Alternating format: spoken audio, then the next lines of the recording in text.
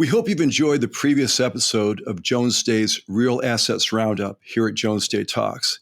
If you haven't heard them, check the link we've provided and be sure to subscribe to receive future episodes in your mailbox as they're released. In today's program, Brian Sedlak and his panel talk about energy and utility issues facing the data center industry. And he's on the road in Houston, Texas for this program, so we're better to hear about anything energy related. Stay here. Lots of good insights are on the way. I'm Dave Dalton. You're listening to Jones Day Talks. Welcome to the Real Assets Roundup, what I believe is the world's most popular legal-focused real assets podcast in the world. I'm Brian Sedlak, host of the Roundup, and I'm a real assets lawyer from Jones Day in Chicago. Today, we wanted to focus on energy and utility issues facing the data center industry. We are in Houston for an energy and infrastructure forum. I want to say it's beautiful here. I have to apologize to Kit Rockhill, who is our host. I had thought it was going to be a little too humid in Houston. Some of you may remember Kit from episode 1, where I think some of the audience referred to Kit as the Pumpkin Lady. I think that's how she's known from this day forward. But today I'm joined by Melissa Vandewater from Chicago, Jeff Schlegel from here in Houston, and Paul Jones, who made it all the way from London. Guys, why don't you introduce yourself? Melissa, I think you are our first repeat guest on the Roundup, so why don't you go first? Yes, from Columbus to Houston, and I flew this morning from Chicago with Brian. So happy to be here, Melissa Vandewater. I'm a partner in the real estate group in Chicago. I have been practicing real estate law for over 20 years, and I have a focus on data center development and leasing, and looking forward to talking about energy today. Jeff, since this is your hometown, why don't you tell us a little bit about yourself? Well, it's not my hometown, Brian. I'm actually from New Jersey. No kidding. Yep, but That makes a lot of sense. I've been here for almost 36 years. I'm Jeff Schlegel. I head Jones Day's energy practice, doing traditional hydrocarbons, energy transition, chemicals, and infrastructure development. I've been practicing for 35 of the 36 years I've been in Houston. And frankly, Houston is a paradise. Global warming affects every place in a different way. And I think it's just moderating the climate in Houston. So glad you can enjoy it. Good. So Houston's a winner. All right. Paul Jones, all the way from London. Why don't you introduce yourself? Of course. Thank you, Brian. Thank you to Jeff and Kit for hosting as well. So I'm Paul Jones. I'm a partner in the energy practice in the London office at Jones Day. So I'm a career energy lawyer working across the value chain, increasingly working these days in the real asset space. So my career, like a lot of energy lawyers, has followed the sector. So starting off mainly doing oil and gas, then increasing amounts of renewables, low carbon molecules, and now lots of digital infrastructure as well. So great to be here. I did used to live in Dubai, so the humidity as it hit me when I left the airport reminded me very much of those days. So enjoying being here. That's great. Melissa, why don't we start with you? Can you set the table for us in terms of energy and utility challenges facing the data center industry today? Absolutely. So as everyone knows, power is really to the core of a data center project. Site selection of these projects is really driven where the power is. I mean, there's other factors, but power really is primary.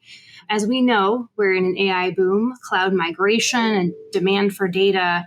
Our reliance on data centers to house equipment that generates our day-to-day life is really driven by power, and there's such an increase in demand now. One of the key challenges is just trying to find solutions to infrastructure constraints, now power infrastructure constraints, given the huge amount of power demands. So now we see a lot of creativity and innovation in this space, trying to solve potential on-site, behind-the-meter type developments, which we'll get into a little bit later. But really now it's the push-pull of supply and demand. Demand is exceeding current availability, and that's the key issue and sort of headwind in this industry. Jeff, why don't we drill down on this a little further, so to speak? Can you walk us through the issues in a little more detail? Yeah, sure. Melissa's exactly right. Access to power is one of the key considerations, and we are in a situation in this country without really any clear energy policy for a long time, where demand and supply have been relatively balanced, but with some challenges. And with the addition of so much demand in such short amount of time, meeting that demand has been a real issue. People don't know how much we rely on renewables in this country. 17% of all power generated last year came from renewable energy. 95% of all new demand was met by renewable energy. So you face the challenges of access to the traditional grid, the ability of the grid to meet that demand, the amount of infrastructure that needs to be built in traditional power generation to meet that demand, and the growth of renewables to meet the demand in the meantime. I think now, particularly where the renewable energy industry in the U.S. has hit some significant hurdles with the new administration, it's created even more challenges. Most of these projects require a fair bit of time to get in place. They require significant investment. They require coordination among many interested parties, governmental and non-governmental. And so it just increases the difficulty of finding the right place with the right amount of energy, the right mix of energy from a cost perspective, and the right amount of reliability in order to make these projects work. Yeah, the statistics are really mind-boggling. I was doing a little research for this episode, and I saw that ERCOT's CEO had said that data centers and crypto mining could account for 2/3 of Texas's doubling energy demand by 2030. That's right. I think it's just staggering. Or the Electric Power Research Institute said that data centers could consume 9%, some people have said 12% of total U.S. electricity by 2028. These numbers are staggering. The numbers are staggering, and the cost of traditional generation is going up. And so that's been part of the debate about the use of renewable energy to power, at least in part, data centers, is that the levelized cost for renewable energy has continued to come down through efficiencies, technological efficiencies, and other reasons, supply chain efficiencies, to rival that of traditional power generation. And so it makes it more difficult when you have such resistance from the federal government to the development of renewable energy. I mean, Texas is a great example.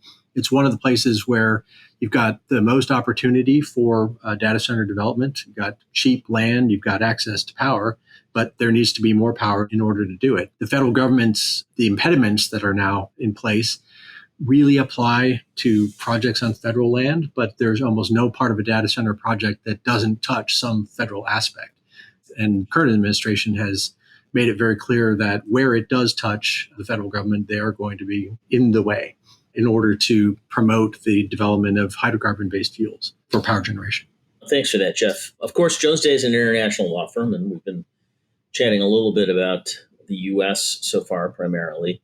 One day we'll have Paul Greening on the podcast, and he can tell us about APAC.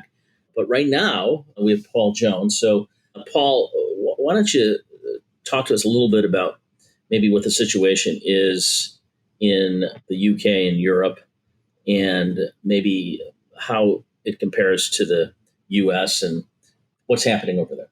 Certainly, Brian, a lot of the challenges and the bottlenecks that you've referred to stateside are very familiar across the pond as well. So in Europe, we obviously have a Europe-wide regulatory system, and then we have nationwide individual regulations that different countries are adopting. And you've got a real difference of approach taken in different jurisdictions. So in certain jurisdictions in the UK, for instance, at the moment, we're going through a once-in-a-generation overhaul of the entire grid, which is geared up towards ensuring that we can fulfill various climate commitments primarily.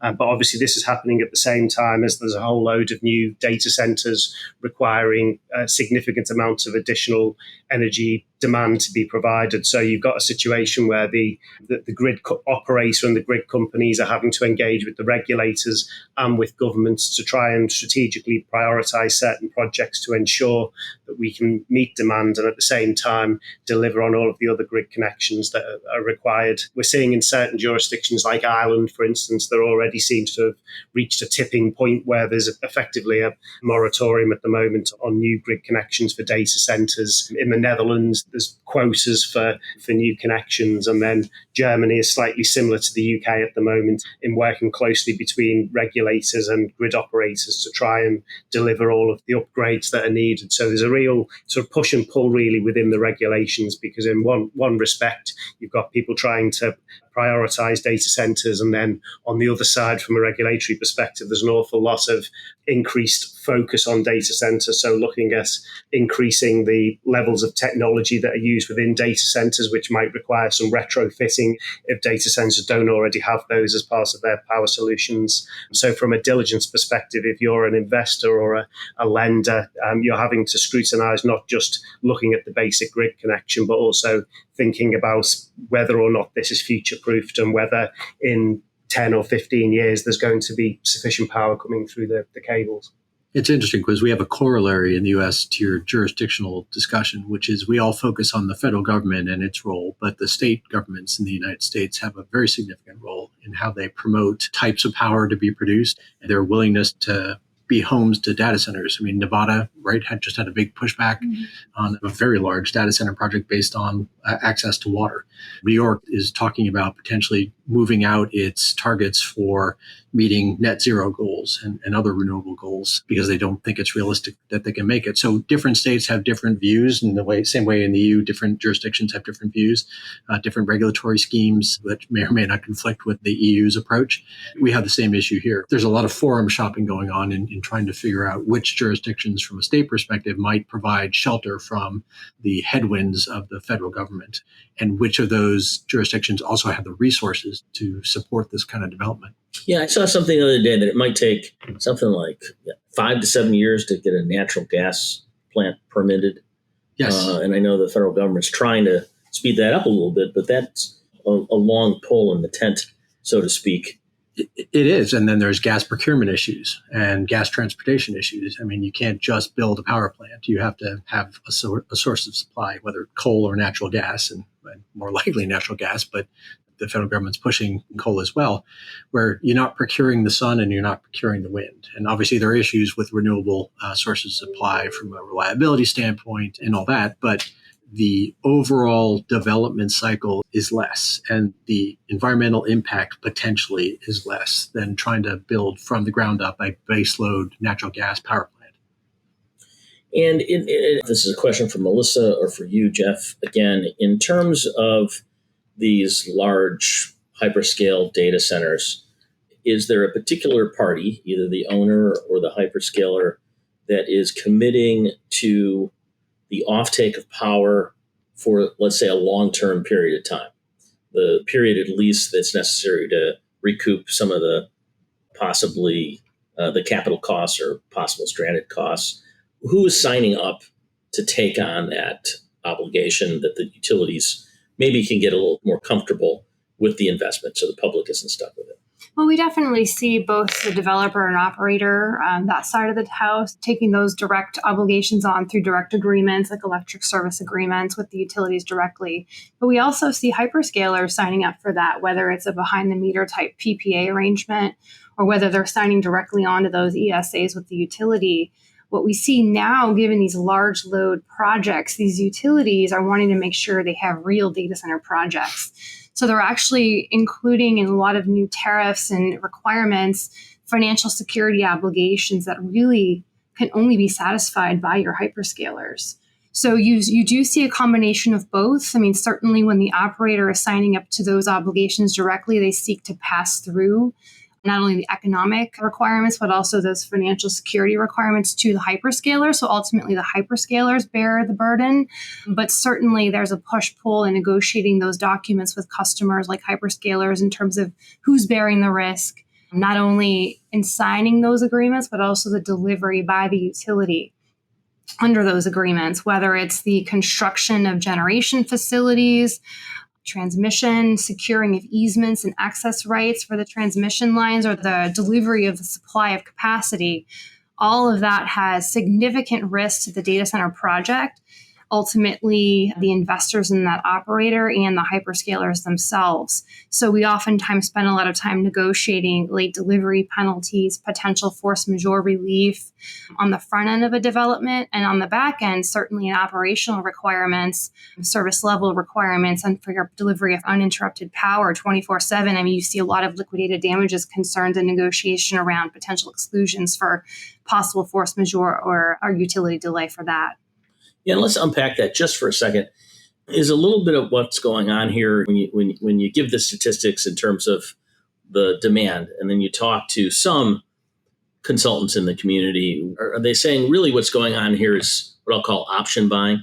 That maybe now going forward this is not happening because utilities are taking a harder look at it, but was what was going on. People were trying to reserve a place in the queue, so they were saying a lot of users, potential users, operators, owners were saying, I'm going to need this demand in 5 years, where really they didn't. It was speculative. And so they are in essence clogging the queue. So is a little bit what you're saying, the utilities are trying to vet that by requiring real dollars so that folks are serious and not option buying. You think that's a fair assessment? Absolutely. They have to honor the queue. If you're first in line, they want to know you're really going to get the deal done because it's an investment in time and money.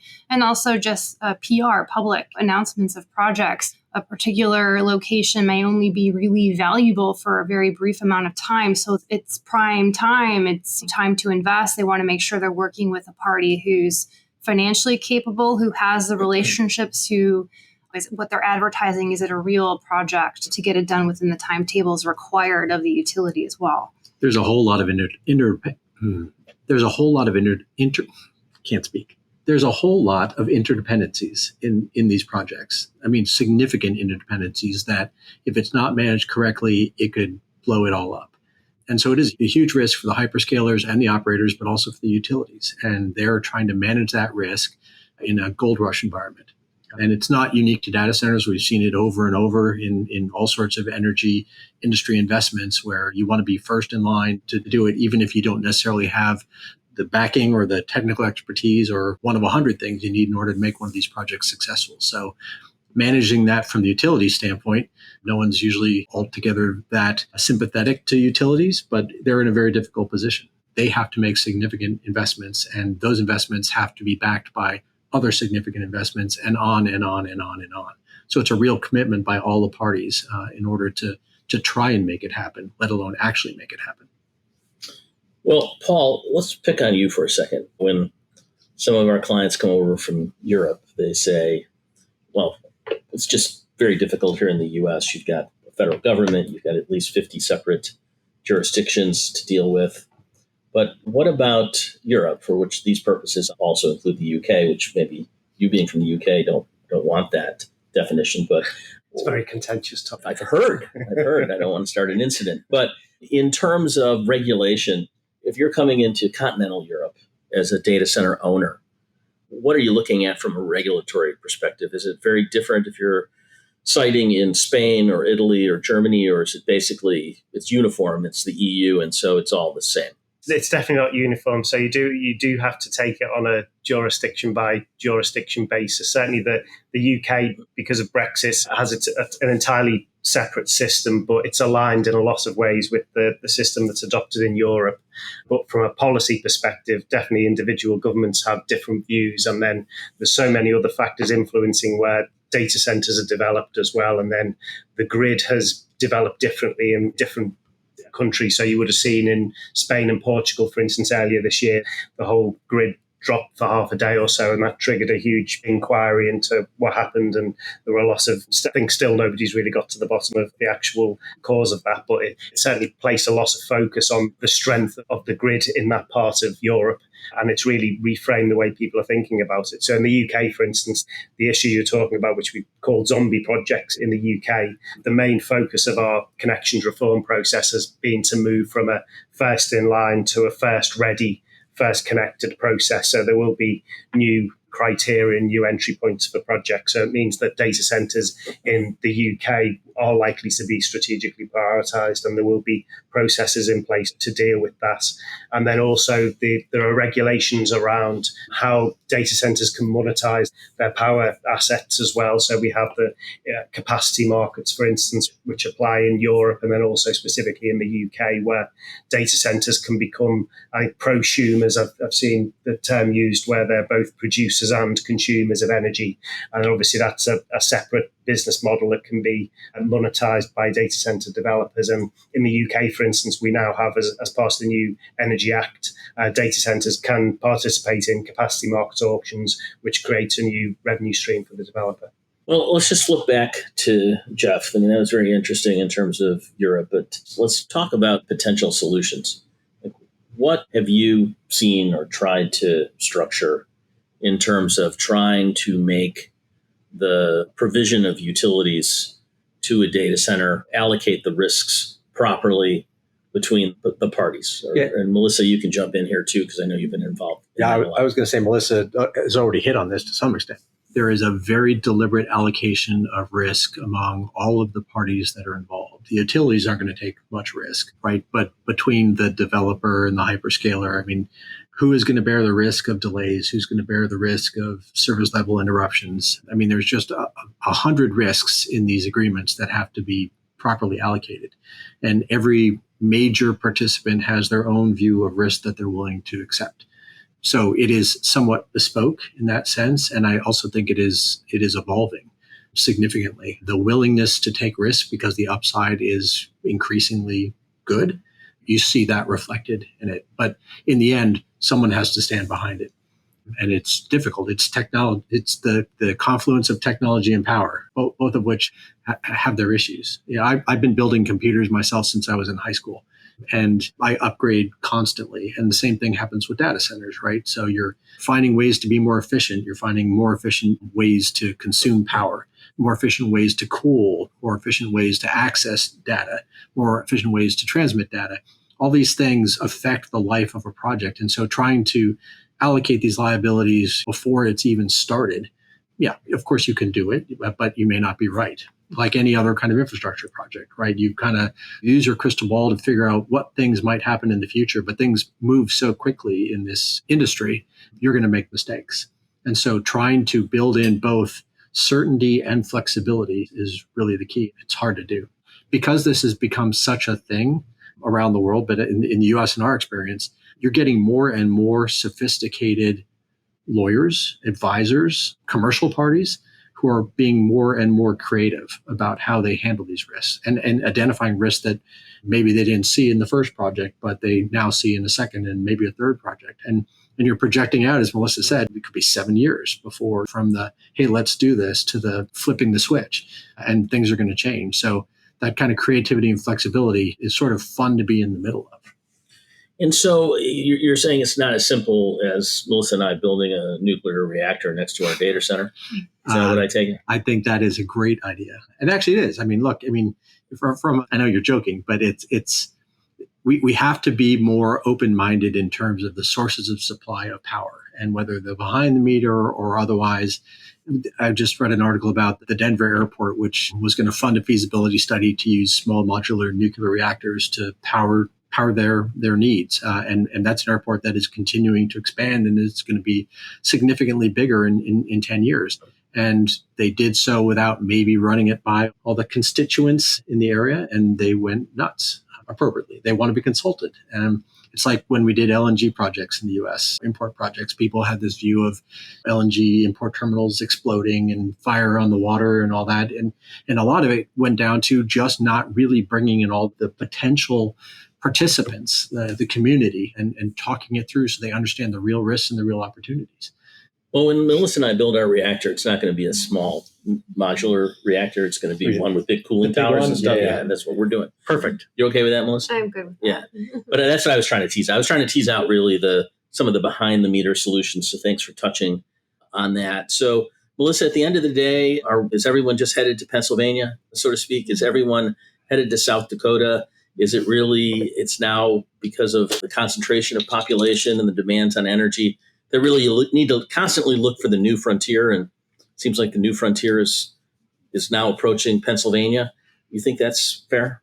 Pennsylvania is very attractive for data center projects and developments. It really checks all the boxes in terms of just land availability, in terms of energy resources, access to energy through gas and natural gas and hydro. There's skilled labor force with the various universities, skilled workers there ready to work on these data center projects. I think too, the location being near the Northeast and the Northeast region, I think is also attractive. And I think probably if that weren't enough, you see actual dollars being invested currently. We see upwards of $90 billion of commitments from different investors. I think Blackstone committed $25 billion to actually build out the energy infrastructure in Pennsylvania. So those a very compelling case for projects in Pennsylvania in particular. And it highlights the role of the states. States are actively competing for these projects. And when we talk about the federal versus state issues, whether the federal government is in favor of it or not, these projects create jobs, they create taxes and opportunities, and for a whole lot of different participants. So the states are looking for ways to maybe couch their support for these projects in a way that is more palatable than we're doing this because of AI and we're using renewables, for example, to combat climate change. They're saying, no, we're using these because it creates jobs, it creates opportunities. It's going to enrich our state, whether you're a blue state or a red state. Now, the problem with any state is that the politics can flip, the regulatory priorities can flip every couple of years. But Pennsylvania is absolutely a jurisdiction, I think, that learned in part from its role in the shale revolution, that finding a way to appropriately regulate, but also being pro-development can be a win-win situation. Well, if any state can figure it out, I think it's Pennsylvania. Obviously, as you said, they were at the heart of the petroleum and coal portions of our industrial cycle. So I think they'll be able to figure it out. So maybe that's a good place to stop. Energy is one of the biggest issues that's going to impact the data center industry. It is the fourth utility now. I do want somebody to have a survey with various age groups and list the four now utilities: electricity, gas, water, and data, and ask people to rank them. Like if you had to cut one of these, which one would it be? And then get down to the last one.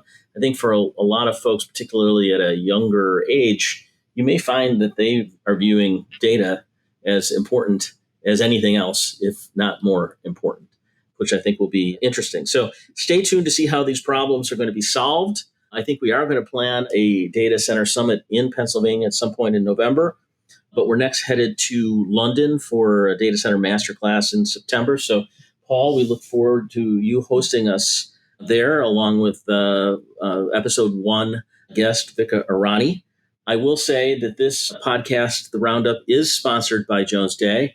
And if you are a 2nd through 5th year associate with real assets experience and you would like to talk to us about real assets, why don't you send an email to the Real Assets Roundup at jonesday.com.